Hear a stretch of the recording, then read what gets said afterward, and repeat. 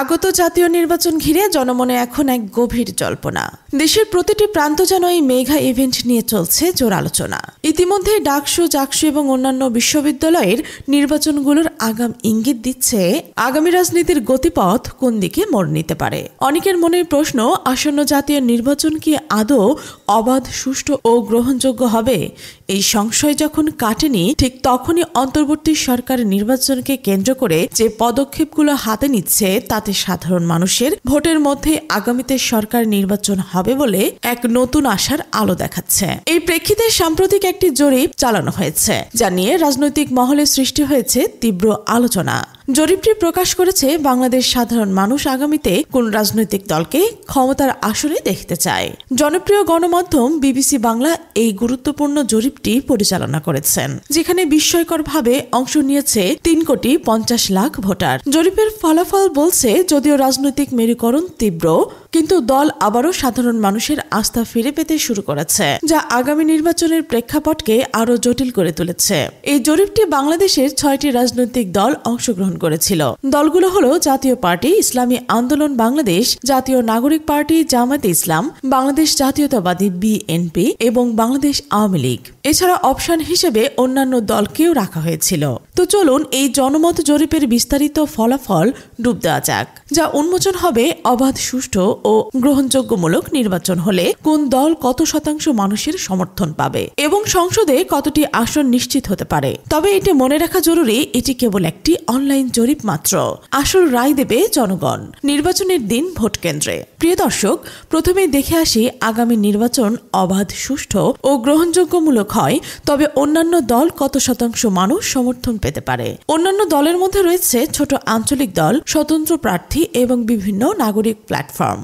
জনপ্রিয়তায় বিশেষভাবে উল্লেখযোগ্য হল বান্দরবান, খাগড়াছড়ি ও নেত্রকোনার প্রার্থীরা, যারা আঞ্চলিক উন্নয়ন ও স্থানীয় স্বার্থ রক্ষা সর্বোচ্চ প্রাধান্য দিয়ে থাকে। সাংগঠনিকভাবে তুলনামূলক ছোট হলেও স্থানীয় পর্যায়ে এদের প্রভাব অত্যন্ত শক্তিশালী। প্রায়শই দেখা যায় বড় দলগুলোর সঙ্গে জোট বেঁধে তারা নির্বাচনে প্রতিদ্বন্দ্বিতা করে। এই জরিপে মোট 3,50,00,000 ভোটারের মধ্যে অন্যান্য দল পেয়েছে 2% মানুষের সমর্থন, অর্থাৎ প্রায় 7 লাখ ভোটার তাদের প্রতি আস্থা রেখেছে। এই 7 লাখ ভোটারের সমর্থন অন্যান্য দল সংসদ নির্বাচন প্রায় 5টি আসন পেতে পারে বলে ইঙ্গিত পাওয়া যাচ্ছে। এরপর জানা যাক আগামী জাতীয় নির্বাচন অবাধ, সুষ্ঠু ও গ্রহণযোগ্যমূলক হলে জাতীয় পার্টি ঠিক কত শতাংশ মানুষ সমর্থন পাবে। জাতীয় পার্টিকে অনেকেই উত্তরাঞ্চলের কিং মেকার বলে অভিহিত করে থাকেন, অর্থাৎ আকারে ছোট হলেও রাজনৈতিকভাবে এদের প্রভাব রয়েছে। 1986 সালে সাবেক রাষ্ট্রপতি হুসাইন মোহাম্মদ এরশাদের হাতে প্রতিষ্ঠিত এই দলটি বর্তমান চেয়ারম্যান জিএস কাদের। রংপুর, লালমনিরহাট এবং কুড়িগ্রাম জেলায় তাদের জনপ্রিয়তা আকাশচুম্বী। জাতীয় পার্টি উত্তরাঞ্চলে সাংগঠনিকভাবে অত্যন্ত শক্তিশালী এবং ক্ষমতার ভারসাম্যে এক গুরুত্বপূর্ণ ভূমিকা রাখে। বর্তমানে আওয়ামী লীগের মিত্র হলেও এই দলটি বিভিন্ন মহলে আলোচনা সমালোচনার কেন্দ্রবিন্দুতে রয়েছে। আপনারা দেখতেই পাচ্ছেন, যদি আগামী জাতীয় নির্বাচন অবাধ, সুষ্ঠু ও নিরপেক্ষ হয়, তাহলে জাতীয় পার্টি মাত্র 1% মানুষ সমর্থন পাবে, অর্থাৎ 3,50,00,000 ভোটারের মধ্যে জাতীয় পার্টি প্রায় 3,05,000 ভোট সংগ্রহ করবে। এই 1% মানুষের সমর্থন নিয়ে জাতীয় পার্টি সংসদ নির্বাচনে 2 থেকে 3টি আসন পেতে পারে বলে ধারণা করা হয়েছে। এরপর নজর দেওয়া যাক আগামী জাতীয় নির্বাচন অবাধ, সুষ্ঠু ও নিরপেক্ষ হলে ইসলামী আন্দোলন বাংলাদেশ কত শতাংশ মানুষের সমর্থন পাবে এবং সংসদে ঠিক কতটি আসন পাবে। ইসলামী আন্দোলন বাংলাদেশ একটি ধর্মীয় প্রতিষ্ঠান ভিত্তিক শক্তিশালী রাজনৈতিক দল। 1987 সালে প্রতিষ্ঠিত এই দলটি বর্তমান আমির মুফতি সৈয়দ মোহাম্মদ রেজাউল করিম, যিনি চরমোনাই পীর নামে সুপরিচিত। বরিশাল, ভোলা এবং পটুয়াখালীতে এদের প্রভাব সবচেয়ে বেশি পরিলক্ষিত হয়। ইসলামী শরিয়া ভিত্তিক শাসন প্রতিষ্ঠা করা এই দলের মূল ভিত্তি। দলীয় প্রতিষ্ঠানকে কেন্দ্র করে সংগঠিত এই দলটি গ্রামীণ ভোটারদের মধ্যেও উল্লেখযোগ্য সমর্থন পেয়েছে। এই জরিপে ইসলামী আন্দোলন বাংলাদেশ পেয়েছে 1% মানুষের সমর্থন, অর্থাৎ 3,50,00,000 ভোটের মধ্যে তারা মাত্র 3,05,000 ভোট নিশ্চিত করেছে। এ পর্যায়ে জেনে আসি আগামী জাতীয় সংসদ নির্বাচনে জাতীয় নাগরিক পার্টি কত শতাংশ মানুষের সমর্থন পাবে এবং তারা সংসদে ঠিক কতটি আসন পেতে পারে। বৈষম্য বিরোধী ছাত্র আন্দোলন থেকে উঠে আসা জাতীয় নাগরিক পার্টি অনলাইন এবং ক্যাম্পাস ভিত্তিক প্রচারণায় অত্যন্ত শক্তিশালী। প্রথমবারের মতো ক্ষমতায় যাওয়ার আশায় তারা নির্বাচনের প্রস্তুতি নিচ্ছে। তবে তাদের অভ্যন্তরীণ ঐক্যের অভাব দলটির প্রতি মানুষের আস্থা ধীরে ধীরে কমিয়ে দিচ্ছে বলে ইঙ্গিত পাওয়া যাচ্ছে। তো প্রিয় দর্শক, আপনারা দেখতেই পাচ্ছেন 3,50,00,000 ভোটারের এই জরিপে জাতীয় নাগরিক পার্টি পেয়েছে 2% মানুষের সমর্থন, অর্থাৎ 7 লাখ মানুষ তাদের সমর্থন জানিয়েছে। এমন জনসমর্থন নিয়ে এনসিপি বা জাতীয় নাগরিক পার্টি সংসদ নির্বাচনে মাত্র 5টি আসন পেতে পারে। এবার জেনে রাখবো আগামী জাতীয় নির্বাচনে জামায়াতে ইসলামী কত শতাংশ মানুষের সমর্থন পাবে এবং তারা সংসদে ঠিক কতটি আসন পেতে পারে।